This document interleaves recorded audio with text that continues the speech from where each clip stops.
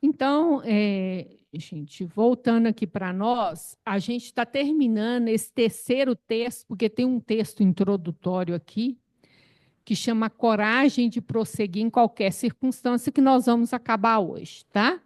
Mas eu queria só fazer uma reflexão para vocês, que a Joana, encerrando esse texto, A Coragem de Prosseguir em Qualquer Circunstância, ela vai falar da sombra.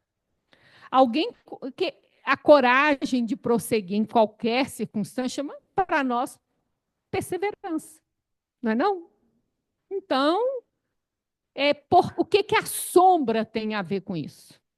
Alguém sabe me falar? O que a sombra tem a ver com perseverança?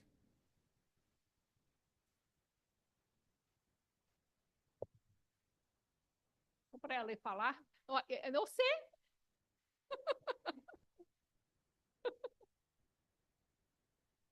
A sombra é tudo aquilo que eu não quero em mim, né? Então, eu acho que ela mostra que você tem que trabalhar a sombra, né? Trabalhar, acolher, para poder prosseguir. É isso que ela mostra, né? A perseverança é não desistir e falar, ah, não, eu sou assim mesmo? Ameaça, tá difícil demais? Ou então falar, não, eu não sou assim, não, eu sou ótima, né? Então, a perseverança é ver que você é um ser luz e sombra, né? E que a parte da sombra precisa ser trabalhada para caminhar. É que apesar das dificuldades que a gente tem, né, nós devemos acolher as dificuldades para caminhar a qualquer tempo que for, no sol ou na chuva, não é mesmo? Que nós temos todos os recursos para prosseguir. É tudo isso que vocês falaram, gente. Mas olha bem, quando ela fala em prosseguir, quer dizer que eu tenho um caminho. Para mim prosseguir, eu estou a caminho de algo. Então, a primeira coisa que eu tenho que ter é um objetivo. Porque se eu não tiver um alvo, eu ando para cá, eu ando para lá, eu vou para cá, eu vou para lá. Mas eu não estou prosseguindo, eu estou ficando no mesmo lugar. Entendeu? Para prosseguir, eu tenho que ter uma direção, um objetivo. Então, há coragem de prosseguir, apesar das circunstâncias. Então, o que acontece? A gente tem a ilusão que, na hora que a gente tem um objetivo, agora eu sei o que eu quero. Eu quero isso. Vai vir um terreno planinho, asfaltado, com óleo, que a gente só senta e escorrega até lá. Não é assim. Tem muitas quedas. E que hora que aparece a sombra?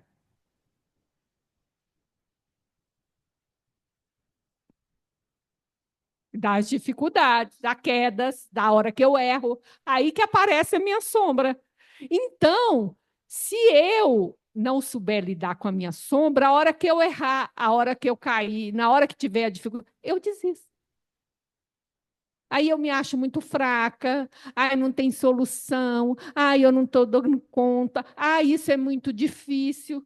Então, é porque eu não confrontei com o que tem dentro de mim, né? Conceituando a sombra como aquilo que eu não conheço em mim, mas principalmente aquilo que me confronta moralmente, que eu não gosto em mim, que eu acho feio, que eu não queria ter. Enquanto eu estiver nesse posicionamento, eu estou de oposição. Né? Então, é isso que a Joana vai desenvolver aqui conosco. Então, prosseguir, ter essa coragem de prosseguir, tem a ver com a sombra. E é isso que ela vai explicar para nós hoje aqui, viu?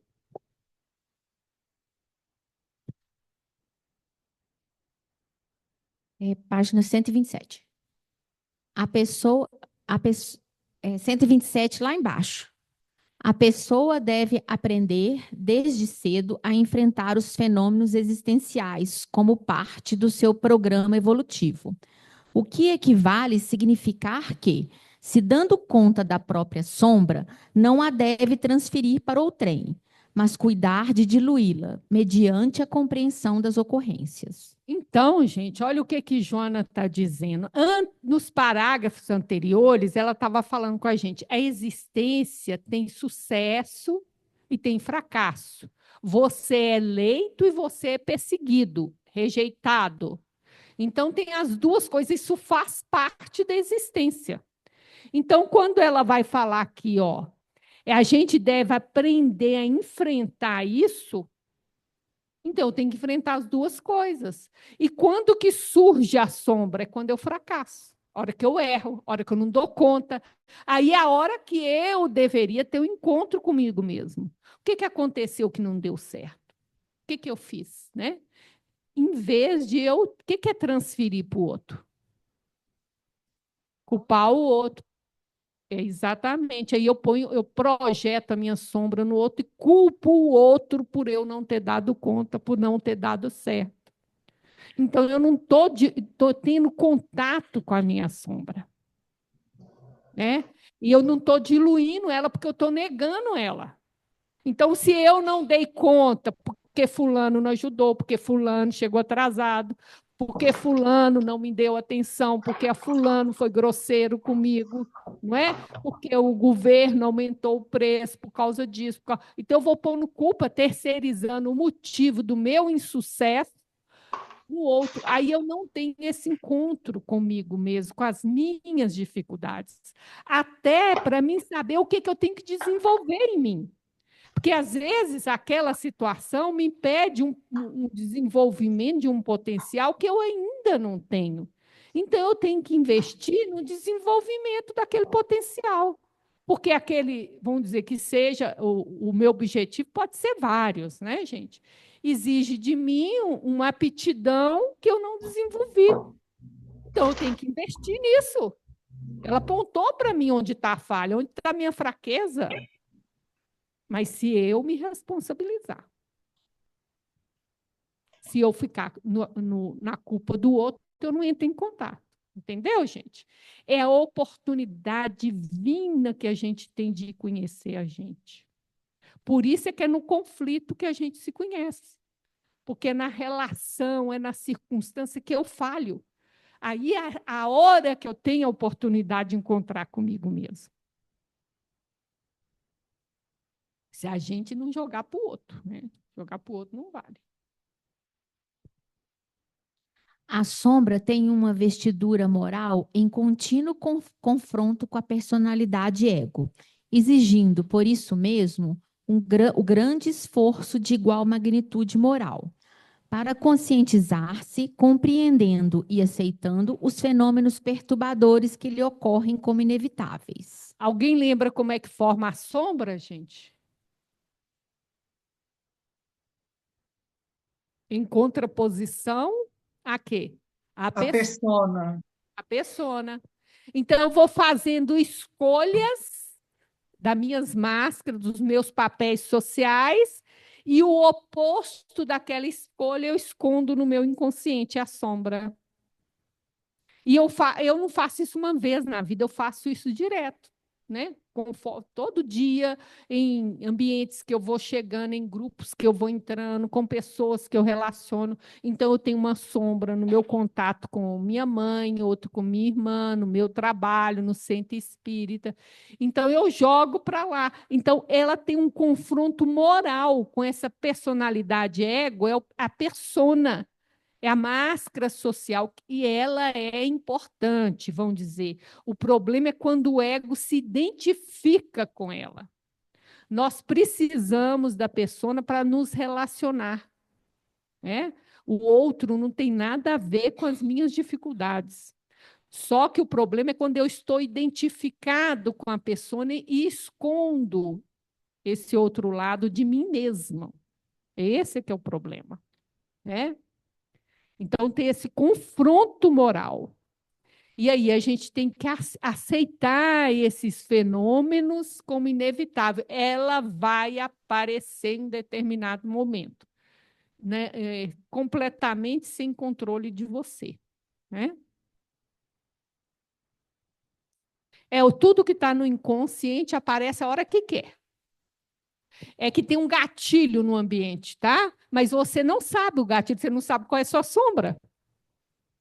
Tá? Tem sempre um gatilho, é algo que alguém falou, fez um gesto ou alguma coisa que vai acionar esse conteúdo seu, que vai ficar consciente, tomar o ego e fazer o que ele quer. O problema é que eu nem sei que eu tenho esse conteúdo. Então, muito menos qual é o gatilho, eu sei. Só depois do ocorrido, aí que você vai, eu não devia ter falado aquilo, eu não devia ter feito. É a sombra que te tomou. Oportunidade de se conhecer. A persona entra em choque moral, né? É aí que está o problema, entre nisso aqui, com a persona. Aí você vai descobrir que você não é aquilo. Você é aquilo, mas não só aquilo. A persona sou eu, gente, eu que construí ela. O problema é que a unilateralidade. Esse que é o problema, tá? Passa para ele lá atrás.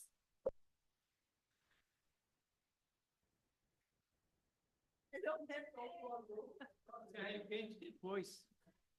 A pessoa fala sempre e muito.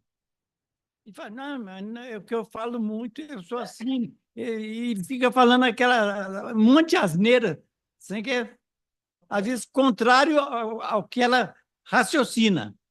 Ela simplesmente fala uma opção errada.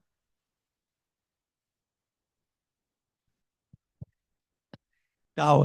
É que estava rodando aproximar. É porque o pessoal de casa não escuta, tá? Aí você passa ele de volta para frente, aí passa para Ivanícia. Ivanícia, faz favor de fazer o traslado aí, para ninguém precisar levantar.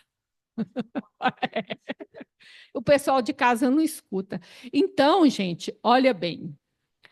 Todos nós somos tomados por nossa sombra. O que eu faço? Tem pessoa que não quer fazer nada. O que eu tenho com isso? Entendeu? Então, ela é tomada, é sem educação, fala o que não deve. E ela não quer usar isso como. E nós, antes de conhecer a gente, fazer esse processo de conhecer com Joana, quantas vezes nós estávamos nessa posição também? Sabia que isso era sombra, nem sabia que aquilo era meu, eu colocava a culpa no outro e estava tudo resolvido. Então, a pessoa não tem um conhecimento que a gente tem. E a gente tem que respeitar. Né? Cada um tem o seu momento, o seu movimento de autoconhecimento, né? Ô, Vânia, se calar diante, por exemplo, eu não devia ter falado isso. E aí, numa outra situação, eu ficar calada, não falar, não repetir a mesma, os mesmos comentários ou a mesma coisa. Ah, não, já teve uma vez que já falei, já deu briga, agora não. Isso é ser omisso ou é ser, eu estou me entendendo que eu não devo falar e calar? Pois é, mas aí depende. Você está falando que o outro apareceu lá com a sombra dele. Você apontou a sombra dele. É isso? Não, digamos assim, que numa conversa, Uhum. eu dei algum palpite que não seria o legal, e aí eu falei, não devia ter falado isso. Uhum. E aí depois, numa outra vez, uma outra conversa qualquer, eu falei, não vou nem falar nesse assunto, porque esse assunto vai dar confusão, e aí pronto. Conflito que ela está falando. O que você está falando, Júnior? Conflito que ela quer dizer, né? Assim, conflito. Porque, vê se eu entendi o que você está falando, né? Porque, veja bem, a gente é muito fácil enxergar o outro, tá, gente? E a gente tem grande dificuldade de enxergar a gente. Então, o sonho dos outros, então, é a facilidade para interpretar, uma maravilha. E também a pessoa faz, você fala, a sombra, você fala, entendeu? Você vai diagnosticando no outro, entendeu? Então, o que a Joana fala lá no começo? No começo desse livro, ela fala o quê? Que nós temos mecanismos de defesa. E a pessoa não enxerga por dois motivos.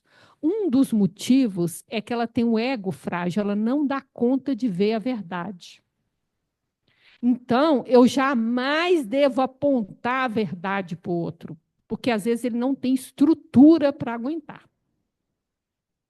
Então, eu enxergo e guardo para mim, nunca apontar para o outro. Agora, quando a sombra me toma, aí já é uma outra situação, porque a sombra, quando toma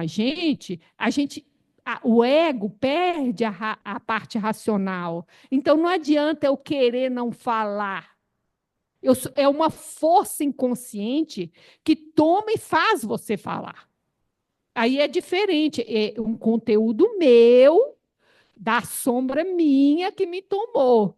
Aí eu tenho obrigação de usar a oportunidade para me conhecer. Porque me cutucou, a onça apareceu, não apareceu? Então você precisa estudar essa onça. É isso. Então, são duas circunstâncias diferentes. É dar ao outro direito de ser quem ele quiser ser. E não dar a você o direito de ser quem você quiser, não. Dá a você o direito de aprender que toda vez que você perder a ribanceira, vamos dizer, perder o controle. Porque o tomar da sombra não é assim, é uma energia muito forte que vem do inconsciente. Então, o ego, ele fica igual idiota. Ele fica, o que acontece com você é isso que eu falo. Você fica admirada, você não acredita que você falou. Isso é sombra, gente. Mas você vai ter essa sensação de espanto.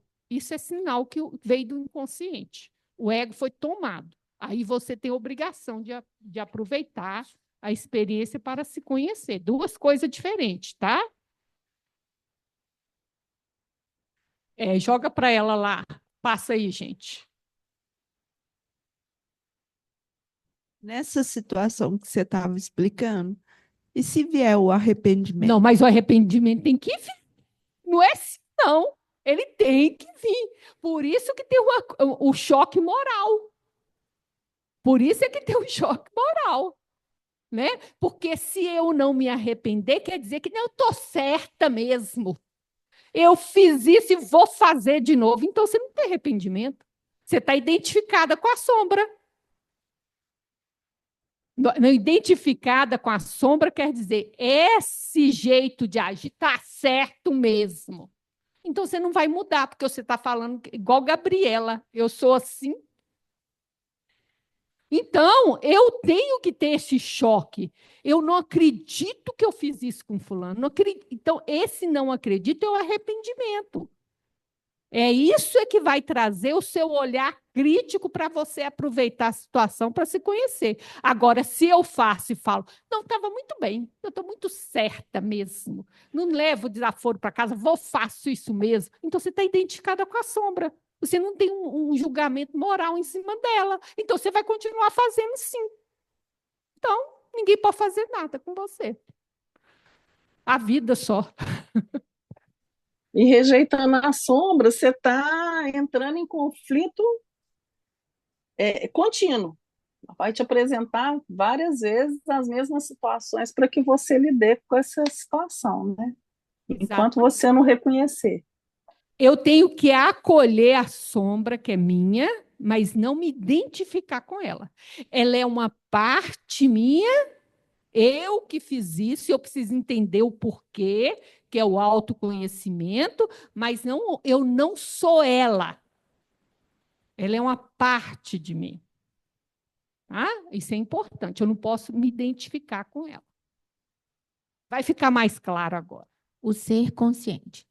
Ciúme, ressentimento, inveja, ódio, maledicência e um largo cortejo de emoções perturbadoras são os filhos diletos do ego, que deseja dominação e, na ânsia de promover-se, nada mais logra do que projetar a própria sombra, profundamente prejudicial e iníqua. Então, isso é nossa sombra, gente. Olha, o ciúme, o ressentimento, a inveja, o ódio, a maledicência. Como que eu ajo com isso e está tudo bem? Eu tenho que ficar espantada e não gostar. Agora, se eu sou da maledicência e acho que está muito bom, aí você está identificada com a sombra. É isso que eu estou querendo dizer. E no que ela fala? O problema do ego É que ele quer dominação. Então, o que que ele faz? Aí que está o problema. Ele vai projetar essa sombra, tudo isso, no outro. Então, eu vejo a maledicência no outro. Eu vejo a inveja no outro. Entendeu? E não vejo em mim. Por isso que eu projeto a minha sombra no outro. E aí eu uso a máscara. Eu faço a máscara o oposto. Escondo isso no meu inconsciente, daí que eu enxergo no outro. Eu não enxergo em mim. Isso é que é a sombra. E são essas coisas que vão fazer eu errar. Eu estou no caminho do meu objetivo, eu não percebo o ciúme que eu tenho com um colega de trabalho, com fulano, e aí, de repente, eu mesmo faço com que a coisa desande, às vezes porque eu fui tomada pelo ciúme que eu não conseguia perceber em mim. Aí é a oportunidade que eu tenho de aprender, de levantar e de prosseguir, é isso que Joana fala. Por isso que eu prossigo, que eu aprendo com o erro. E ela vai ser profundamente prejudicial, porque a hora que eu projeto no outro, é a oportunidade também que eu tenho de me conhecer, porque me incomoda no outro, entendeu? Não é só eu vejo a inveja do outro, aquilo me incomoda. Então é minha, não é do outro. Deu para entender, gente? E tudo isso aí é sombra. Porque ninguém de nós gosta de ter nada disso. Ô, Vânia, Oi? mas a nossa sombra não tem só coisas negativas, né? Não, mas agora, nesse momento, ela está trabalhando mais a parte negativa, porque ela está querendo dizer que quando a gente erra, a gente não erra pelas coisas boas. Ela já trabalhou em outros momentos nossos potenciais também, que existe na sombra.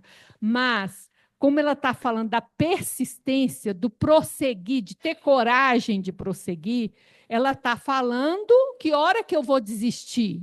A hora que eu erro.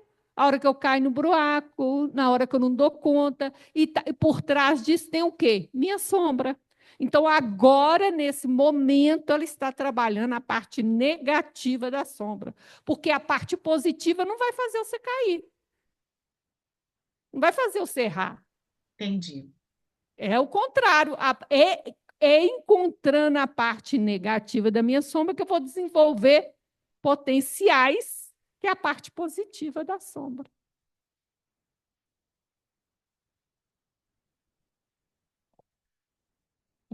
A superação dessa debilidade moral, dessa imaturidade psicológica, ocorrerá quando o paciente, de início, vigiar as nascentes do coração, conforme propôs Jesus, o psicoterapeuta excelente, e realizando um trabalho de crescimento emocional e uma realização pessoal planificadores. Qualquer escamoteamento da situação mórbida constitui risco para o comportamento, face aos perigos que são produzidos pelos problemas do ego dominador. Então, gente, como é que Jesus falou mesmo? Vigiai e orai. Mas para vigiar o quê? O vizinho? É para vigiar o vizinho? Nós mesmos, né? Os nossos pensamentos, os nossos sentimentos, né? É, nossas emoções, Nossas emoções. É isso que eu tenho que vigiar. Mas se eu nego que eu sinto ciúme, como é que eu vou vigiar o meu ciúme? Se eu nego que eu sou fofoqueira ou maledicente, como é que eu vou vigiar isso? Pois eu nem estou acreditando que eu tenho, entendeu, gente? Então é vigiar, e aí depois que você vigiar, você tem que orar para pedir ajuda para Deus para segurar a língua da maledicente. Entendeu? Então é vigiar e depois orar. Então, mas se eu não acredito que eu tenho, não tem como eu vigiar. Então, vigiai as nascentes. As nascentes. Então, todos esses sentimentos aqui, gente, ciúme, ressentimento, inveja, ódio, maledicência, se eu não acredito que eu tenho, não tem como eu vigiar. O que eu vou vigiar? Não tem como vigiar. Você vai vigiar o amor? É para vigiar o que é perigoso, né? Não, é a cobra que você tem que vigiar. É o perigoso. Então, é vigiar isso que ela está falando, ó, a nascente do coração, as emoções que eu tenho que vigiar, né? Conforme Jesus propôs, para ter um crescimento emocional. Então, primeiro, eu tenho que identificar isso em mim. Não é assim, ó. Ah, eu sei que eu sou ciumenta. Isso não vale. Você foi ciumenta quando? Que dia? Que situação? É assim que vale. Aí, no dia tal, eu me pego fazendo uma ceninha por causa de ciúme da minha irmã. Ah, eu sou ciumenta. Aí sim valeu. Aí agora, entendeu? Você aceitou que você tem e agora você pode vigiar isso. Você vai saber como que surgiu, em que situação que o seu ciúme veio. Agora, eu sou ciumenta, eu sou orgulhosa. Isso aí não vale nada, gente. Porque não veio do fruto de uma experiência, de um tapa na cara. Porque uma experiência dessa faz isso com você. Você cai de 4. Aí você acredita que você é, porque você viveu uma experiência que te mostrou. E é isso que a Joana fala. Qualquer escamoteamento da situação mórbida constitui risco para o comportamento. Por quê? Eu culpo o outro, aquilo volta para o meu inconsciente. E o que acontece? Vai aparecer de novo, que dia, que hora, eu não sei. Então, o escamoteamento é isso, eu nego em mim. Então, vai ter os perigos do ego dominador. Porque é isso, gente. É isso. Aí eu reforço a máscara, que faz com que eu tenha essa posição, escondo a sombra de novo, escamoteio, eu culpo ele, culpo ela, culpo o governo, culpo não sei quem, põe culpa em todo mundo e eu sou a santa de novo, escondo de novo. Eu não me conheci, não vai vigiar, vai te tomar de novo. Entendeu como é que a sombra, como é que é o processo da sombra? Viu? Passa para ela lá no microfone. Tem que falar no microfone que o pessoal de casa que está gravando fica doido, porque vê só a resposta, não sabe a pergunta. Ô, Vânia, e acrescenta Marcos, né? Olhai, não só vigiai e orai, né? Que é preciso olhar, ou seja, examinar, ponderar, refletir, discernir a primeira preocupação, né, da E se eu sentinela como... eu não enxergo que eu tenho que vigiar, né, Vanessa? Pode haver uma explosão íntima e o que ela vai causar em mim? Deu para você me entender? Sim, a sombra aparece sempre numa explosão. É isso que eu estou tentando explicar para você. Então, quando eu estou aqui conversando e falo uma coisinha mais meio assim inconveniente, não é a sombra. A sombra, ela me toma. Por isso que eu te falei que a hora que acaba a experiência, você fica pasma. Você não acredita que você fez. Porque isso é um conteúdo que você não conhece. Então, toda sombra, quando se manifesta, é o que você chama de explosão. É um conteúdo inconsciente que vai para a consciência, toma o ego não tem noção do que aconteceu, ele fica embasbacado com o que aconteceu. Isso é que é a sombra. Toda ela só acontece desse jeito. Você fica, não acredito. É essa cara de idiota que vai te falar. É a sombra. A parte positiva da sombra nós não vamos estudar hoje. Mas são todos os potenciais divinos que você tem em germe, que a circunstância da vida e os problemas da vida te chamam para desenvolver.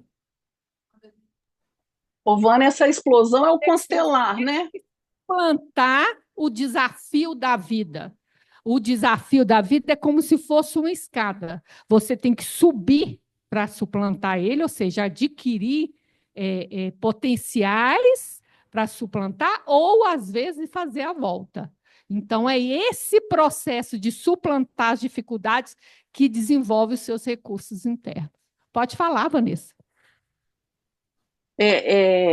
essa explosão de emoção é o constelar, né? Que a gente É o chama de constelar, constelar. né? É o complexo. E a sombra é um complexo. É um conjunto de ideias carregada de emoção, né? É o complexo. É o complexo. É um núcleo emocional que está lá dentro de mim, desconhecido, e toma o ego. É isso que é constelar. A sombra a gente conhece assim, ou na projeção.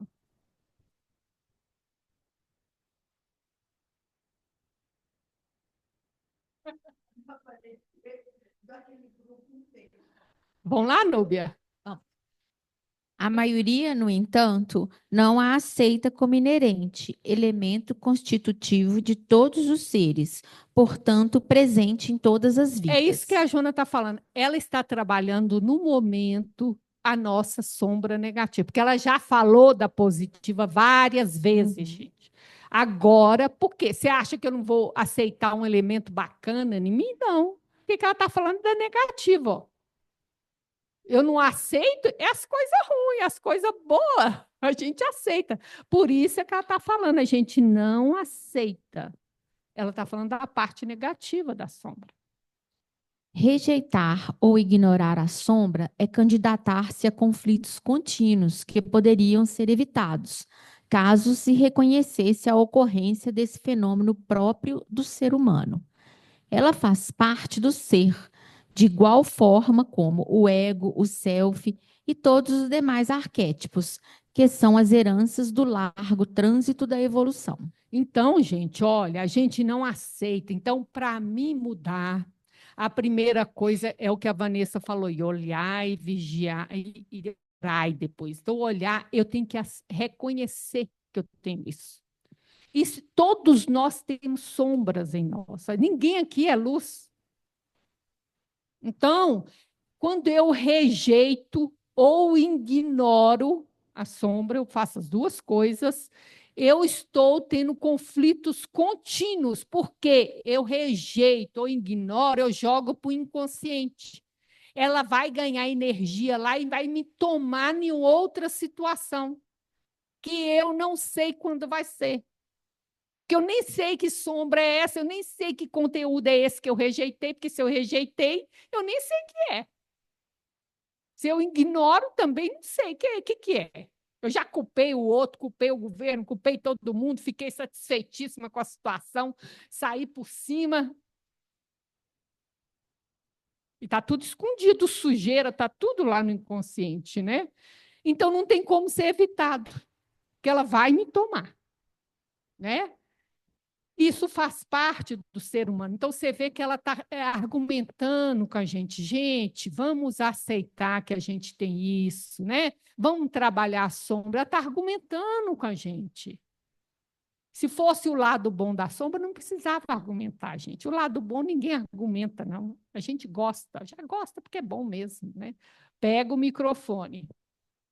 Faz parte de todo o ser. Então, nosso aparelho psíquico tem várias instâncias. Nós temos a sombra, nós temos o ego, nós temos vários complexos do pai, da mãe, do casamento, temos o ânimo. E a sombra é mais um pedacinho que eu tenho.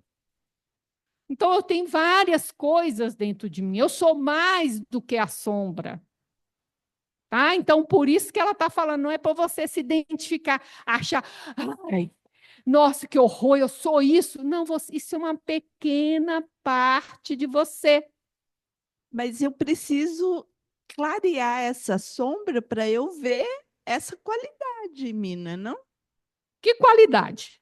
Por enquanto, nós não estamos falando de qualidade, não. Estou falando do lado negativo da sombra. Eu estou perguntando assim, para que eu possa enxergar lá na frente todo esse potencial, essa qualidade em mim, eu tenho que clarear a sombra. É que a coisa, gente, não é assim, nós somos uma coisa dinâmica, sabe? Então, não é começa aqui, acaba ali, daí eu passo para o outro par.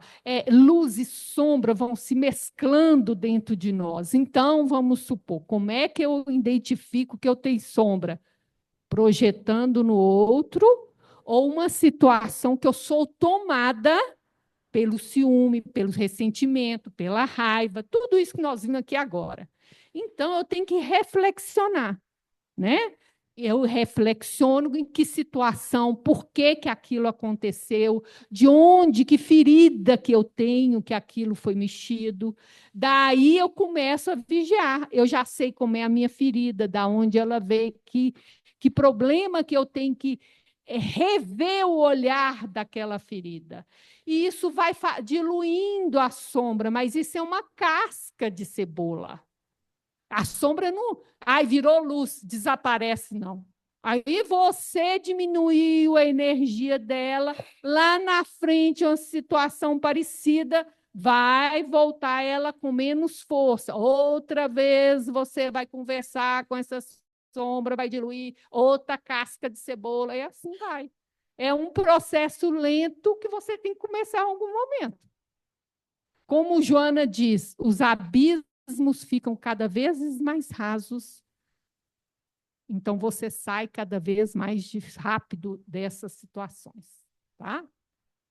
Mas eliminar de tudo só quando o amor. Não o amor que você recebe. O dia que você for capaz de amar, você se cura. Na história mítica da criação, quando Adão comeu o fruto que lhe foi oferecido por Eva, teve que enfrentar a realidade da sua e da nudez em que ela se encontrava, reagindo automaticamente, procurando um arbusto para esconder-se. Quando lhe surgiu o discernimento do ético, do bem e do mal, da malícia e do desejo, resultando nessa fissão da psique. O anjo e o demônio, cuja harmonia deve ser conseguida através do enfrentamento de ambos, num processo psicoterapêutico de consciência lúcida. É isso que a Joana coloca, o nascimento. Gente, é uma parábola, tem várias interpretações, é um símbolo, na verdade, tem várias interpretações. Então, Paulo interpreta de outra maneira, outros autores. Joana interpreta assim, que o acontecimento do Éden é o nascimento da consciência, tá? E é onde nasce a dualidade, ó, bem e o mal, malícia e desejo. Da fisão da psique. Aí vem o anjo e o demônio. E é do confronto dessa dualidade, desses dois opostos, que vai surgir a nossa consciência. Tem que ter o conflito para ter a consciência. O enfrentamento de ambos que vai conseguir a consciência. Então, é através do conflito. Ela está dando a origem da nossa dualidade lá no Jardim do Éden, na parábola do Jardim do Éden, tá bom?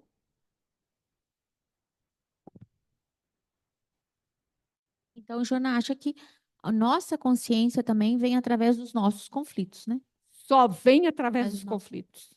Não tem outra maneira, Núbia. É o confronto da luz com a sombra que faz surgir a consciência. De igual maneira, a sombra que dali procedeu permanece num complexo psicológico, ao ser exercendo o seu papel como herança ancestral do conflito inicial. A inocência bíblica das duas personagens é referencial mítico para ocultar as funções edificantes da sexualidade, que a castração religiosa considerou como manifestação de inferioridade e de tormento. Então, gente, ela fala que dali nasceu a sombra. Por quê? Ele se viu nu, viu Eva nu. Por que ele se cobriu? Ali está a sombra, né? E aí ela fala dessa questão dessa castração religiosa que vai acontecer lá na Idade Média, tá? A interpretação incorreta do mito de Adão e Eva é que deu essa castração religiosa, porque no judaísmo não tem essa interpretação. E nós, como todos nós reencarnamos por aí, a gente deve ter dentro de nós, de alguma maneira, essa castração na nossa sexualidade, por possivelmente termos vivido nessa época que a interpretação era dado o sexo como pecado, né? Dificilmente nós não encarnamos nessa época, né? E só tinha o catolicismo, então também você não tinha jeito de ser outra coisa.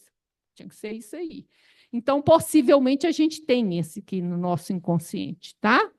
Então, ela vai falar que lá no início é que surgiu o primeiro conflito, na hora que eu ponho eu escondo, né?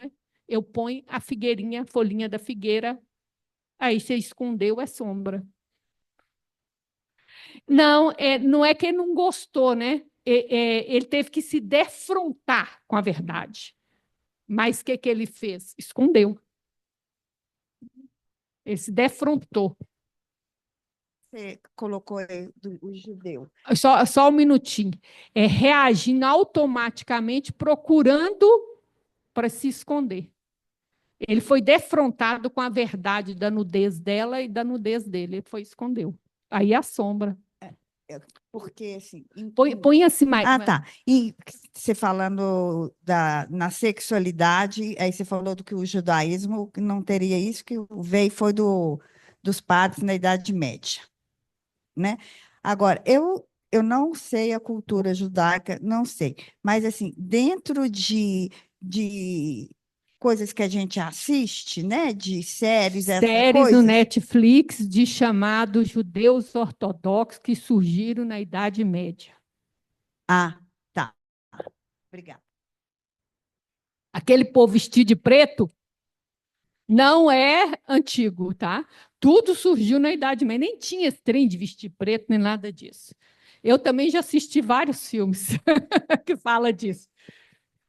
Sim, mas é o judeu ortodoxo, que vai surgir na Idade Média, em reação à perseguição cristã, aliás.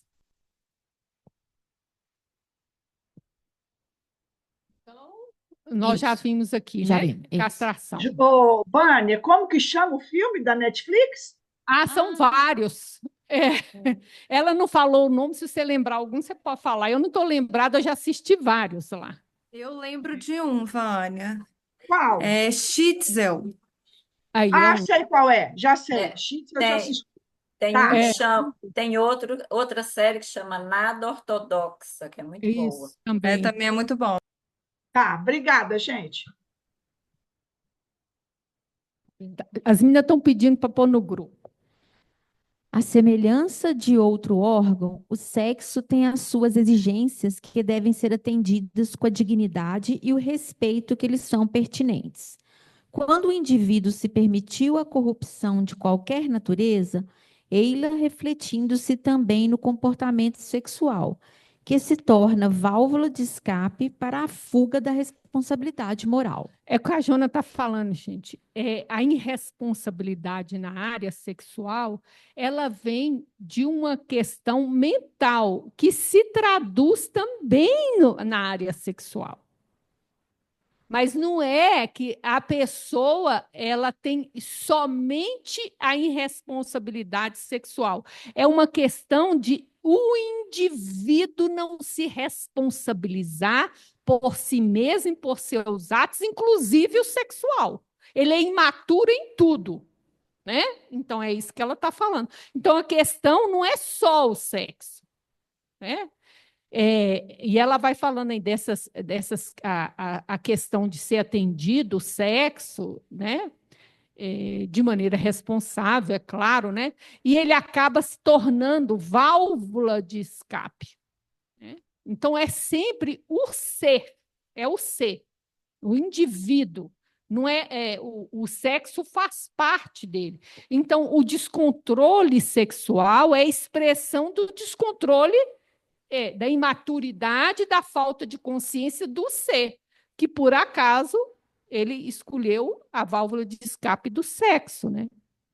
E a gente perceber se nós também não somos castrados exatamente por causa dessa educação castradora, quando, junto com nossos companheiros, nós mesmos sentimos culpa, temos prazer, temos dificuldade de termos uma liberdade na cama com os nossos parceiros, né? Se nos travamos, não nos damos direito ao prazer pleno, como diz Emmanuel, é econômico até na hora de gozar.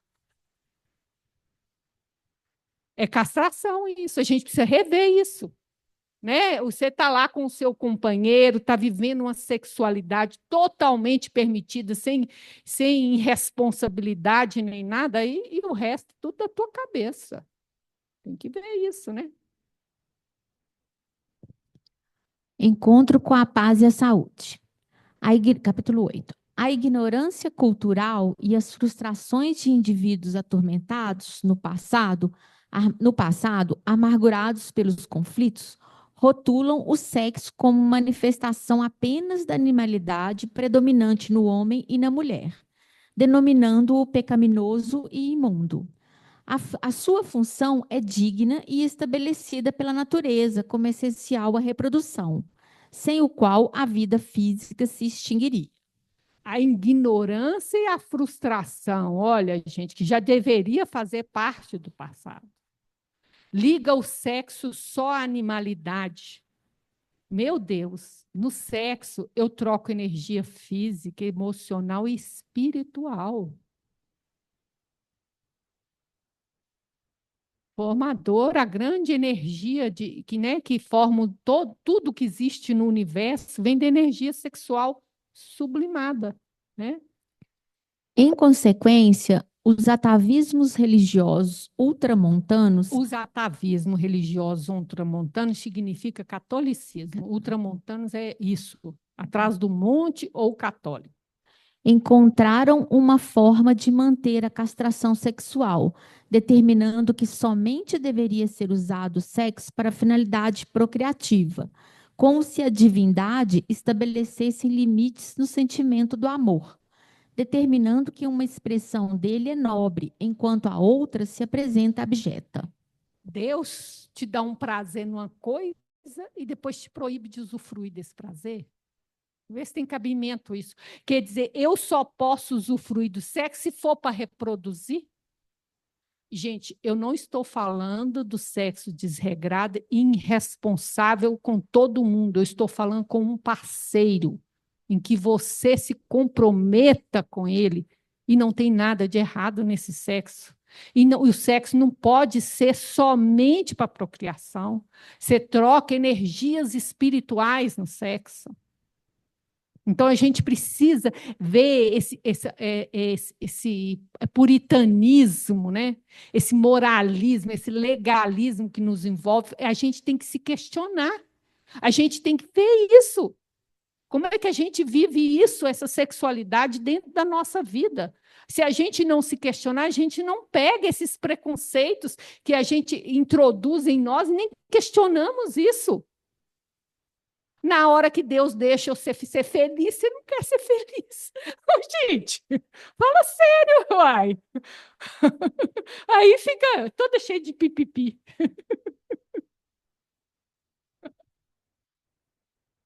Não tem, pois, razão aqueles que assim pensam, porque a questão mais profunda não se limita à união dos sexos, mas à mente que se deixa viciar, procurando mecanismos eróticos para conseguir novas e estranhas sensações a que se permite, transformando a finalidade relevante da convivência com o parceiro em instrumento para a permissividade doentia. Então, gente, é o que ela está falando. O problema é a mente que você passa a usar o outro como objeto.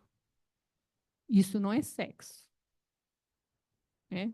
Você está usando o outro como instrumento. Então, isso aqui não está tendo uma troca, né, de igual para igual. É bom para os dois, né? Tem que ser uma coisa profunda, boa, satisfatória, plena, que alimente os dois. Quando eu começo a usar o outro como instrumento, aí eu estou indo para o sexo mais animalesco, que transforma o outro em objeto. Eu não respeito o outro. Né? Ele já não passa a participar de igual a igual, parceiro. Né? Não é disso que nós estamos falando, não, tá? Na condição de mecanismo sublime para a geração de vida, quando tem a sua função perturbada ou não reconhecida como parte integrante da existência, propicia conflitos e transtornos neuróticos de demorado curso, que infelicitam ainda grande número de indivíduos na imensa mole humana. Então, a Joana fala da função perturbada, às vezes múltiplos parceiros, às vezes eu transformar esse companheiro em objeto, né? Então, não são dois seres que se encontram no ato amoroso, né? Como também ela vai falar aqui, ou não reconhecida, quando eu mesmo me impeço do sexo, né? Não quer dizer que todo mundo tenha que viver o sexo, pode ser uma opção sua, mas tem que saber se isso não é uma castração que você se impede, né? Desse modo, os desafios da sombra merecem observação carinhosa a fim de conseguir-se a sua integração no self, não mais separando o indivíduo do ser divino que ele carrega no íntimo. Olha aqui, gente, uma observação carinhosa. Então, eu tenho que acolher, aceitar a minha sombra, ela é parte de mim, tá? Porque é só através desse acolhimento que eu começo um trabalho que ela vai se integrar, ela não pode ficar separada como uma coisa nojenta que não é minha. Ela tem que ser acolhida para ser trabalhada, né? E aí sim eu vou conseguir ser o ser integral, um indivíduo. Mas para isso eu preciso integrar ela no self, o self como espírito, né? Então eu tenho que integrar isso como na psique minha, ela não pode ter nada escondido, separado, tem que estar integrado, mas primeiro eu tenho que acolher, né? Para aí do ser divino que eu carrego no íntimo. Enquanto eu estiver nesse aqui, eu não vou chegar nesse ser divino que eu carrego no íntimo, que é o Cristo que mora em mim. O self, né, essa integração, surge o ser divino que mora em mim. Acho que acabou, não foi? Então, eu vou colocar a da Paula. Paula vai fazer um resumo para nós.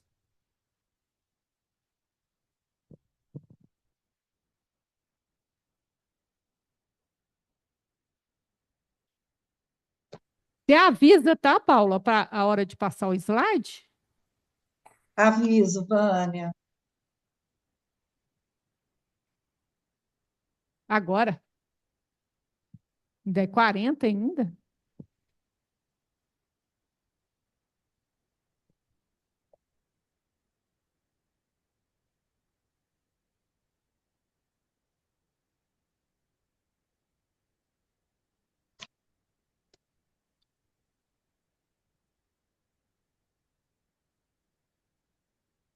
Pode começar, Vânia? Pode. Então, como esse capítulo ele é muito grande, o capítulo 5, a Vânia pediu para eu fazer o resumo porque esse capítulo está dividido em 4 partes. A Vânia acabou agora a terceira. Aí ela pediu para eu resumir a primeira e a segunda parte. Aí semana que vem ela já começa direto na 4ª parte. E como ele é muito, muito extenso, ela pediu para resumir, para a gente fazer recapitular. Então, eu vou começar no conviver e ser. Aqui, Joana começa lembrando que o Evangelho de Lucas é chamado do Evangelho da misericórdia e da compaixão. Da misericórdia, porque a misericórdia é mais que piedade, é alegria na vitória do outro, e da compaixão, porque é rico de bondade. O olhar está voltado para as 3 parábolas dos perdidos, que é a dracma perdida, o filho pródigo, a ovelha perdida, onde Jesus tenta despertar a consciência dos adormecidos para o bem e para a solidariedade. Os adormecidos somos nós, né? Depois ela fala que o estado luminoso de Jesus, que não se contaminava, ele era livre, né? A Vânia já falou da liberdade na aula passada, não se justificava porque ele não tinha sombra, estava acima da miséria humana, é o arquétipo do homem integral. Vânia também já definiu sombra, né? Que a sombra ela se desenvolve em oposição da persona, é tudo aquilo que está no inconsciente, E o luminoso é quando não é a condição de Jesus, né? É quando não há mais máscaras, as máscaras se diluem, há uma perfeita identificação do ego e do self. A sombra, ela é superada, chegando à conquista da individuação. Depois ela fala sobre que Jesus perseguia, ele prosseguia com seus ensinamentos, trabalhando os arquétipos do inconsciente coletivo. E nas 3 narrativas é liberado vários arquétipos. Então, o arquétipo, na aula passada, eu já fiz um slide da definição de arquétipo, depois eu vou colocar no Telegram, para quem quiser relembrar o que é arquétipo, pode consultar lá. Mas a Vânia também já vem falando de arquétipo, né? O arquétipo, ele se manifesta, ele está no núcleo. O arquétipo é como se fosse um órgão do nosso corpo, né? Todos nós temos arquétipo e nós não podemos viver sem um arquétipo. E todo núcleo, todo arquétipo tem um núcleo. Esses núcleos são temas universais. E a Joana, nessa parte, ela fala que, com relação aos arquétipos ocultos, ela fala da parábola da dracma e da ovelha. E Jesus trabalha nessa parábola o ânima e o ânimos, que é o lado feminino e masculino da psique, que Vânia também já falou. E que, embora há diferença de sexo, as emoções se equivalem, são características do nosso comportamento, né? Só que Jesus trabalha para manifestar o lado positivo, porque todo arquétipo é dual, tem o lado luz e o lado sombra, assim como os complexos, assim como a sombra também, né? Tem o lado positivo e o lado negativo. Pode passar, Vânia. Passei. Passou? É porque eu estou lendo aqui a parte que aqui eu não enxergo no celular. Como Jesus conhecia as nossas misérias, ele se compadecia com interrogações sábias e respostas adequadas sobre os valores por nós perdidos. Porém, esses valores que nós perdemos, eles são essenciais para a nossa vitória. A Joana fala que a dracma e a ovelha são esses valores perdidos, né? E que ao longo da nossa caminhada nós fomos perdendo. Não todos esses valores, mas alguns valores a gente perde, como a alegria de viver, a confiança, a harmonia doméstica, a paz. E que nós temos que lutar para encontrar, que nós não podemos desistir desses valores, porque eles são essenciais para a nossa vitória. Eles são essenciais para que a gente consiga chegar na individuação. Depois ela coloca que todos nós trazemos no inconsciente pessoal a criança ferida, magoada, o que dificulta a nossa vitória sobre a paz e sobre as nossas dificuldades. Aí eu trouxe aqui, Vânia, uma definição de criança ferida, porque eu ainda não tinha colocado, eu só tinha trazido sobre arquétipo, né? A criança ferida, ela se mistura muito com trauma, apesar de não ser trauma, mas ela se mistura muito com essas experiências traumáticas e negativas que a gente tem na infância. E ela vai se moldando a nossa personalidade. E apesar dela ter acontecido no passado, na nossa infância, a gente deixa ela muito atual no nosso presente, né? E ela acaba contribuindo, essa criança ferida acaba contribuindo para a formação dos nossos complexos negativos. Então, o que seria essa ferida, né? Mais ou menos assim, eu vou tentar trazer o que eu estudei. A criança vai se construindo em torno dos pais. Pela lei de atração, ela é inserida nessa alma coletiva da família.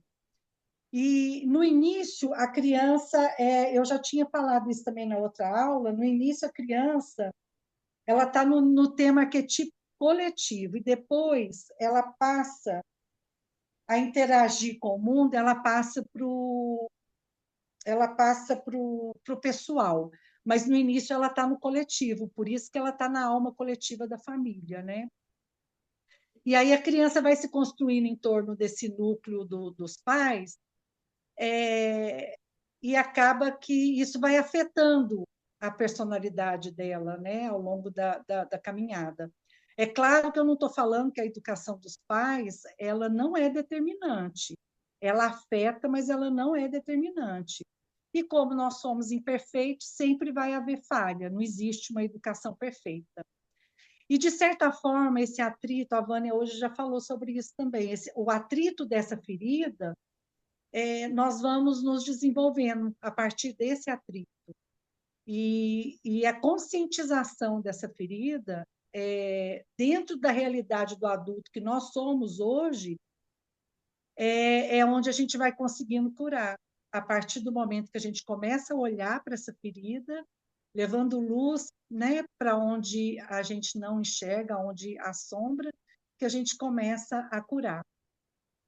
Se a gente não cura também, a gente não vai conseguir construir o evangelho dentro de nós, porque a ferida não curada, ela gera sintoma. E se a gente fica vivendo no sintoma, a gente não constrói o evangelho dentro da gente, a gente não consegue construir. A Joana fala que a criança, ela quer ser amada, mas ela não consegue fazer essa troca.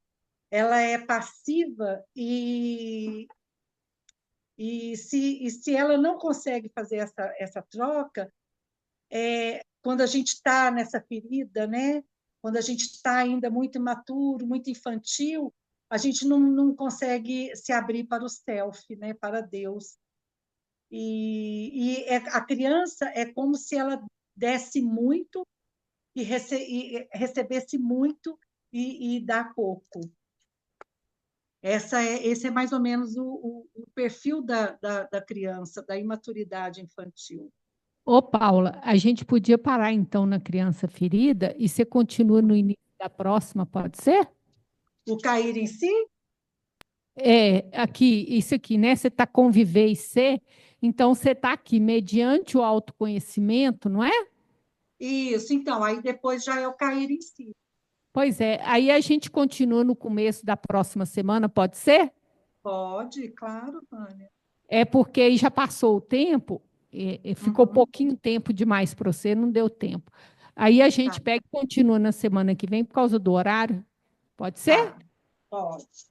Então, aí no começo da semana que vem ela continua, tá bom, gente? Nós paramos no mediante o autoconhecimento, né?